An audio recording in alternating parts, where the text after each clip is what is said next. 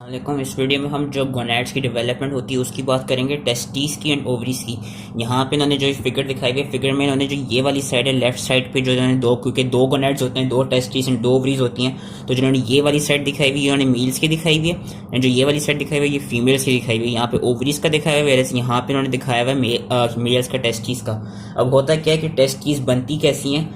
Most importantly जब आपकी fertilisation होती है तो इट डिपेंड्स अपॉन कि which type of sperms fertilises egg. अगर तो वो एक्स क्रोमोसोम कंटेनिंग स्पर्म होगा तो आपकी ओवरीज की डेवलपमेंट होगी, और फीमेल जो नियोनेट प्रोड्यूस होगा वो फीमेल होगी, जो उसकी फिनोटाइप होगी। वेयरएस जो अगर ऐसा हो कि वाई क्रोमोसोम वाले स्पर्म ने जाके उस साइड को फर्टिलाइज किया तो उससे जो फिर फिनोटाइप प्रोड्यूस हो गया हमारे पास, वो मेल बनेगा बच्चा।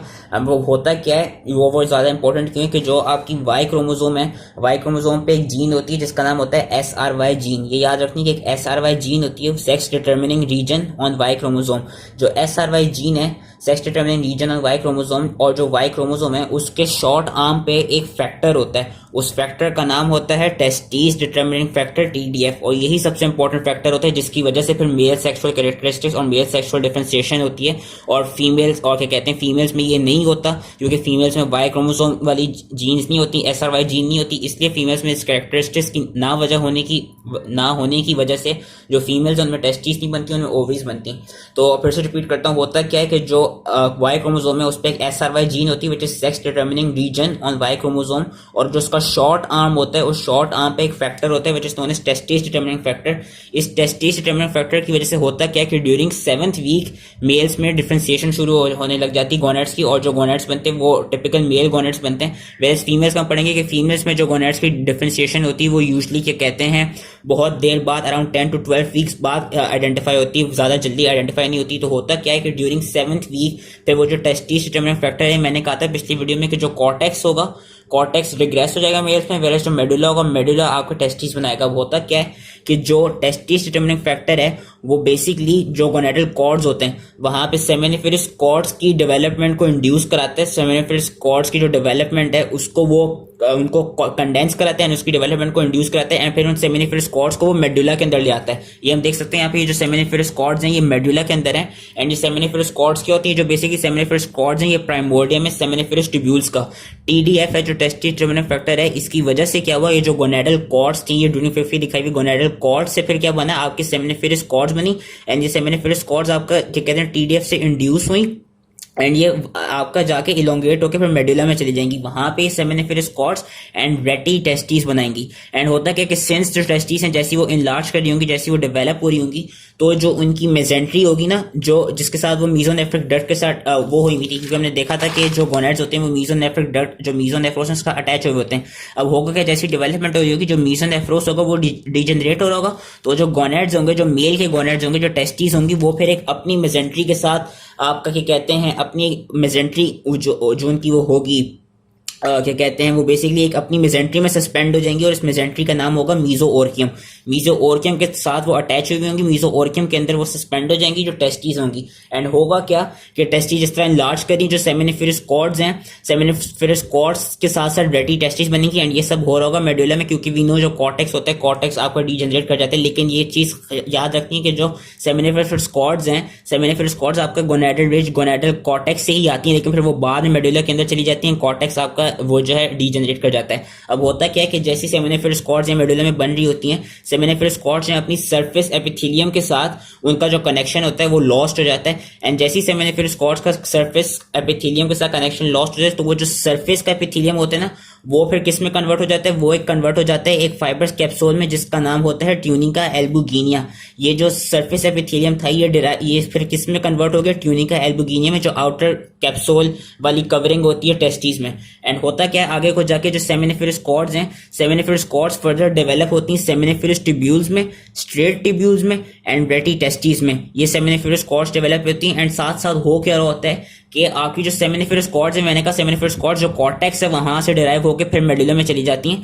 कुछ इसी के साथ साथ कुछ यहाँ पे एक मीजनकाइमल टिश्यूज होते हैं, और वो मीजनकाइमल टिश्यू जो सेमिनिफेरस कॉर्ड्स की डेवलपमेंट कराएंगे वो कराते हैं कुछ सेल्स की डेवलपमेंट, जिन सेल्स का नाम होता है interstitial cells of लेडेक।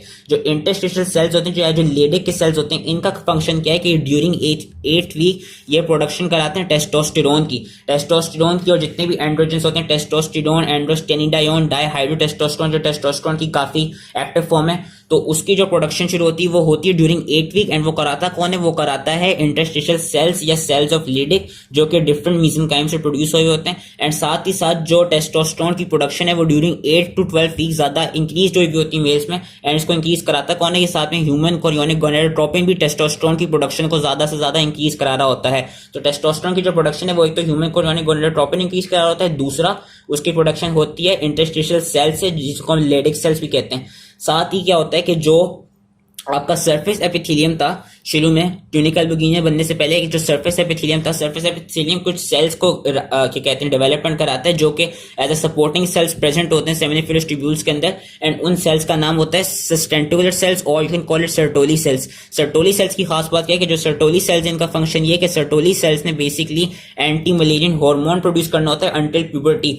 And Sertoli cells जो है एंटी मलेरियन हार्मोन प्रोड्यूस करते हैं। एंटी मलेरियन हार्मोन का एक और नाम है मलेरियन इनहिबिटिंग सब्सटेंस। जो एंटी मलेरियन हार्मोन है, इसका बेसिकली काम क्या है कि ये जो पैरामीसोनेफ्रिक डक्ट है, which is also known as Mullerian duct, ये इसकी डीजनरेशन करा देगा। वेयर जो मीजोनेफ्रिक डक्ट है, which is also known as Wolffian duct, इसको ये परसिस्ट कराएगा। टेस्टोस्टेरोन की वजह से जो मीजोनेफ्रिक डक्ट है वो परसिस्ट रहेगा। एंड जो आपका मलेरियन हार्मोन है, जो एंटी मलेरियन हार्मोन है, जो कि मलेरियन इनहिबिटिंग सब्सटेंस है, जो कि सर्टोली सेल्स प्रोड्यूस कर रहे होते हैं, जो कि सेमिनिफेरस ट्यूब्यूल्स के अंदर ही पाए जाते हैं, वो जो आपका पैरामीसोनेफ्रिक डक्ट है उसकी करा देगा डीजनरेशन।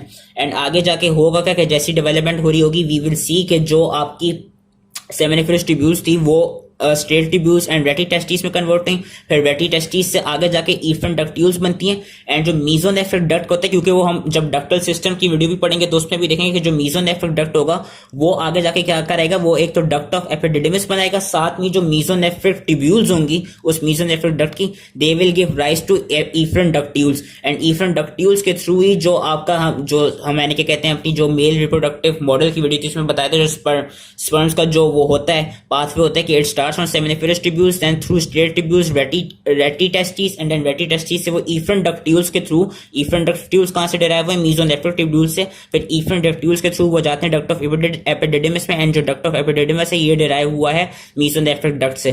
सो ये पूरी इसकी डेवलपमेंट थी, ये थी टेस्टिस की डेवलपमेंट, ये यहाँ पे दिखाई हुई है। और इन्होंने दिखाया हुआ है कि जो सेमिनिफेरस ट्यूब्यूल्स है उसका अंदर का स्ट्रक्चर दिखाया हुआ है कि जो सेमिनिफेरस ट्यूब्यूल्स हैं इनके अंदर स्पर्मेटोगोनियम प्रेजेंट होते हैं, जो कि प्राइमोर्डियल जर्म सेल्स, जहाँ प्राइमोर्डियल जर्म सेल्स से डिराइव हुए होते हैं, जो कि आगे फिर स्पर्मेटोजेनेसिस में काम आएंगे। स्पर्मेटोगोनियम से स्पर्मेटोसाइट्स बनेंगे, स्पर्मेटिड्स बनेंगे, देन स्पर्म्स बनेंगे। एंड साथ ही इनमें सस्टेंटिकुलर या sustentacular basically name for supporting cells या सर्टोली सेल्स। सर्टोली सेल्स काम पे अंटिल प्यूबर्टी ये लोग एक हार्मोन प्रोड्यूस करेंगे जिसका नाम है एंटी मलेरियन हार्मोन। ये थी सारी मेल्स की। अब फीमेल्स में आ जाते हैं। फीमेल्स में क्या होता है कि जो गोनैड्स की डेवलपमेंट होती है ना फीमेल्स में, फीमेल एम्ब्रियोस में, वो यूजुअली बहुत स्लोली होती है एज कम्पेयर टू मेल्स। जिस तरह ने यहाँ पे 7th वीक दिखाया हुआ है, यहाँ पे दिखाया हुआ है 12th वीक।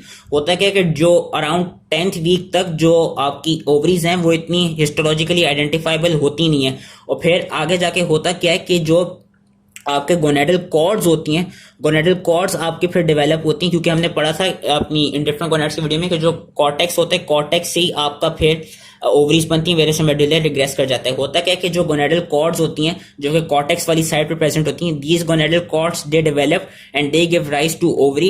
एंड साथ ही ये मेडुला में एक रुडिमेंट्री स्ट्रक्चर बनाएंगे जिसका नाम होगा रेटी ओवरी। रेटी ओवरी मेडुला में प्रेजेंट होता है, इसका कोई फंक्शन नहीं है, इसने डीजेनरेट हो जाना है। होता क्या है कि जो कॉर्टिकल कॉर्ड्स होती हैं, ये कॉर्टिकल कॉर्ड्स एक तो क्या कहते हैं जो अंडरलाइंग मीजनकाइम होता है उसके अंदर जाके ये ज्यादा से ज्यादा एक्सटेंड करती हैं, ज्यादा से ज्यादा प्रोलिफरेट करती हैं। और जो अंदर मीजनकाइम के अंदर वो जो एपिथेलियम होता है वो कहां से ड्राइव हुआ होता है? वो ड्राइव हुआ होता है उस मीजोथीलियम से, जो कि हमने पिछली वीडियो में पढ़ा था कि जो इंडिफरेंट गोनैड्स का जो एपिथेलियम होता है जो कि मीजोथीलियम से ही आती है, which is lining the posterior abdominal wall.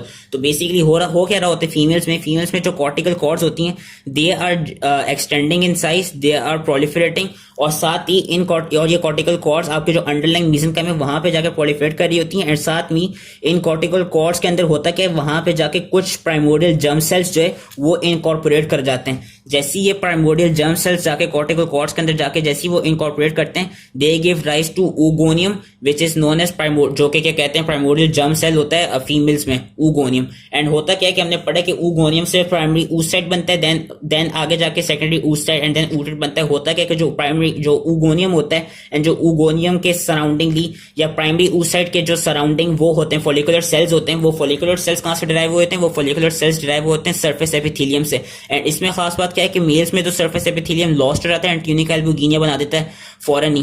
Females में क्या होता है कि फीमेल्स में जो सरफेस एपिथेलियम है, that surface epithelium it gives rise to all the follicular cells which are surrounding the oogoनियम and the oocyte। And similarly होता क्या है कि जो सरफेस एपिथेलियम है वो भी ट्यूनिका एल्बुगिनिया ही बनाता है उसमें फीमेल्स में, लेकिन वो आफ्टर बर्थ बनाता है। आफ्टर बर्थ जो सरफेस एपिथेलियम है, क्योंकि आफ्टर बर्थ कोई फॉलिकुलर सेल्स की प्रोडक्शन नहीं होती, वी नो कि पोस्ट नेटली जैसी फीमेल बॉर्न हो जाती है वैसी उसमें कोई oogonia डेवलप नहीं होगा। और जैसी फीमेल प्रेजेंट होती है एट बर्थ, जो उसके oocytes होते हैं वो प्राइमरी oocytes के प्रोफेज वाले स्टेज पे अरेस्टेड हुए होते हैं प्रोफेज 1 के। तो होता क्या है कि जो जैसी फीमेल पैदा हो जाती है उसके बाद उसका जो सरफेस एपिथेलियम होता है, क्योंकि सरफेस एपिथेलियम अब बाद में फॉलिकुलर सेल्स प्रोड्यूस करना छोड़ देगा, तो सरफेस एपिथेलियम और फॉलिकुलर सेल से अपना कनेक्शन लूज कर लेता है एंड सरफेस एपिथेलियम फिर आफ्टर बर्थ फीमेल्स में बना देता है ट्यूनिका एल्बुगिनिया। इसलिए उन्होंने यहाँ पे इस लेबलिंग को सरफेस एपिथेलियम किया हुआ है, वेरस यहाँ पे लेबलिंग को ट्यूनिका एल्बुगिनिया किया हुआ है, क्योंकि ड्यूरिंग फीटल लाइफ ही ट्यूनिका एल्बुगिनिया मेल्स में बन जाता है, लेकिन फीमेल्स में जो ट्यूनिका एल्बुगिनिया बनता है वो बनता है आफ्टर बर्थ।